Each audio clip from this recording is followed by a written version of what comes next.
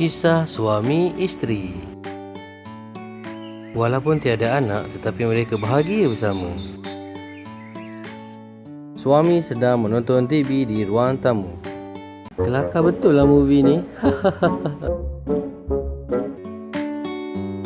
Isteri sedang memasak air untuk minuman petang. Nak masak apa ya untuk minuman petang ni?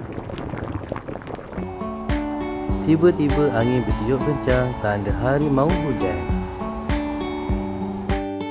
Abang, tolong angkat baju kat empayar luar tu. Hari nak hujan ni. Alah, kacau lah awak ni. Cerita tengah best ni. Yang hujan tu kat luar, kita kat dalam ni selamat. Memanglah yang dalam ni selamat. Saya surahkan baju kat luar tu. Nanti basah mula lah, esok tak ada baju nak pakai. Apa susah? Tak payah pakai baju. Kan senang. Oh, main-main je. Mesej ni nak sunatkan kali kedua.